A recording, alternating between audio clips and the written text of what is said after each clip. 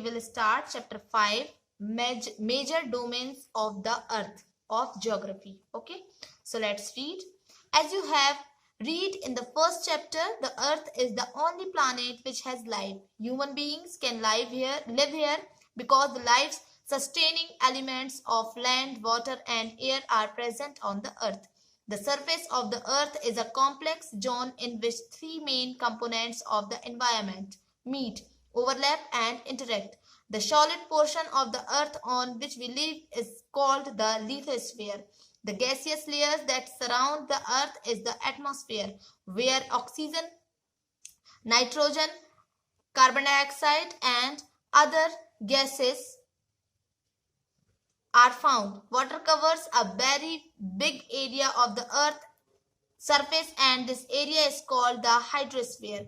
The hydrosphere comprises water in all its forms, that is ice, water and water vapor. The biosphere is the narrow zone where we find land, water and air together, which contains all forms of life. Now lithosphere. The solid portion of the earth is called the lithosphere. It comprises the rocks of the earth crust and the thin layers of soil that contain nutrients, elements which sustain organisms.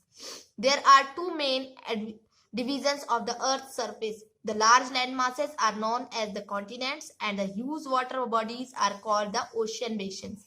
All the oceans of the world are connected with one another. Look at the map of the world, figure 5.1. Are all the land masses connected with one another? The level of seawater remains the same everywhere. Elevation of land is measured from the level of the sea, which is taken as 0. Okay, तो यहाँ पर सबसे पहले हम देखे हैं major domain of the earth, मतलब in Hindi अगर कहा जाए तो पृथ्वी के प्रमुख परिमंडल. ओके,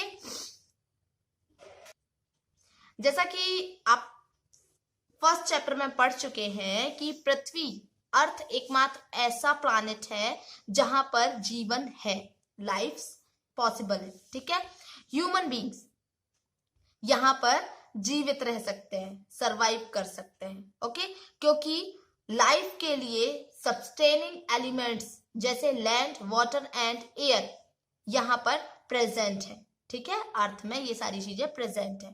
तो पृथ्वी का जो सरफेस है, अर्थ सरफेस ऑफ द अर्थ है ना, अर्थ का जो सरफेस है वो जिसमें एनवायरमेंट के 3 इंपॉर्टेंट कंपोनेंट्स मिलते हैं जो एक दूसरे को इंटरेक्ट करते हैं, ओवरलैप करते हैं. ठीक है, तो जो सॉलिड पोर्शन होता है अर्थ का, solid portion, the solid portion of the अर्थ, ठीक है, जहां हम रहते हैं वो लिथोस्फीयर कहलाता है.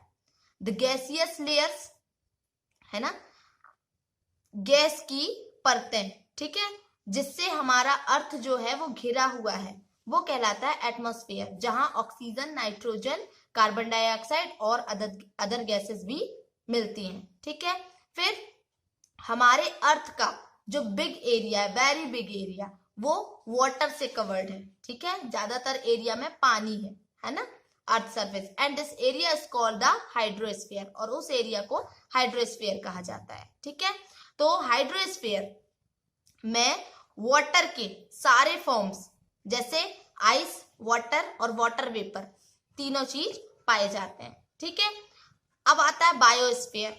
तो बायोस्फीयर एक नैरो जोन है. ठीक है, सीमित क्षेत्र जहां पर हमें लैंड मिलता है, वाटर मिलता है और एयर मिलता है. ठीक है, स्थल, लैंड मीन्स स्थल, वाटर और एयर मिलता है, एक साथ मिलते हैं, और यहाँ पर सभी प्रकार के जीवन पाए जाते हैं.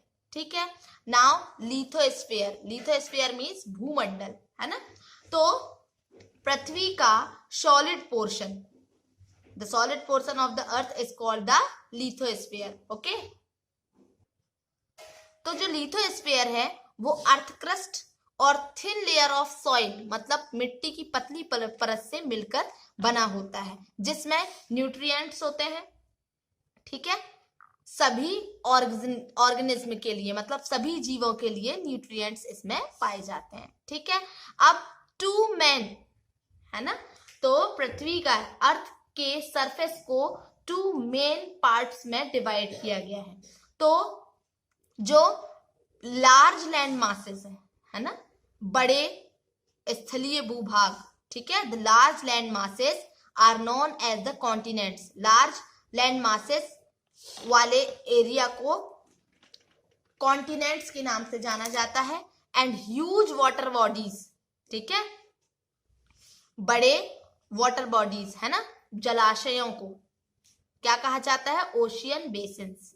ओके, तो सारे ओशियंस, वर्ल्ड के, विश्व के सारे ओशियंस आपस में एक दूसरे से जुड़े हुए हैं। ठीक है, 5.1 का मैप मैं भी आप लोगों को दिखाती हूँ। ठीक है, तो यहाँ पर एक क्वेश्चन है कि क्या सारे लैंड मासेस एक दूसरे से आपस में कनेक्टेड है? ठीक, फिर यहाँ पर एक और दिया हुआ है, देखिए कि समुद्री तल है ना, sea surface, the level of sea water. ठीक है, समुद्री जल का तल है ना, सी वाटर का जो लेवल है, ठीक है, वो सब जगह एक साथ समान होता है। Okay, same everywhere. और लेवल के एलिवेशन को, लैंड के एलिवेशन मतलब ऊंचाई को सी के लेवल से मेजर किया जाता है। ठीक है, जिसे शून्य माना जाता है। तो वर्ल्ड का सबसे द हाईएस्ट माउंटेन पीक है ना, वर्ल्ड का सबसे ऊंचा शिखर क्या है? माउंट एवरेस्ट, जो सी लेवल से 8,848 मीटर ऊंचा है। ठीक है, और वर्ल्ड का सबसे डीपेस्ट है ना, गहरा भाग, ठीक है, वो क्या है? पैसिफिक ओशन का मरियाना ट्रेंच। ठीक है, जो कि जिसकी गहराई कितनी है? जिसकी डेप्थ 11,022 मीटर है। तो क्या आपने कभी इमेजिन किया है डेप्थ ऑफ सी, समुद्र की गहराई अर्थ के सबसे ऊंचे हाईएस्ट पॉइंट से कितनी अधिक हो सकती है ना? इतनी भी अधिक हो सकती है, 11,022 मीटर्स। ठीक है, now next topic continents we will read tomorrow. Okay,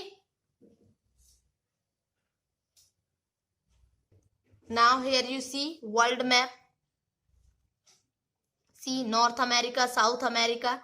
Here oceans is given: Pacific Ocean, Atlantic Ocean, Indian Ocean, Southern Ocean, Pacific Ocean। देख सकते हैं आप, सबसे ज्यादा जो है यहाँ पर क्या है? वाटर है अर्थ में, आर्कटिक ओशियन। ठीक है, one more thing, word origin देखें। इन द ग्रीक लैंग्वेज में लिथोस का मतलब होता है स्टोन, एटमोस का मतलब होता है वेपर, और यूडोर मीन्स होता है वाटर, एंड बायोस मीन्स होता है लाइफ। ओके, ये जो लिथोस्फीयर, एटमॉस्फेयर, हाइड्रोस्फीयर, बायोस्फीयर हमने पढ़ा, उसका मतलब है ये। ठीक है, so next 2 pages you will read.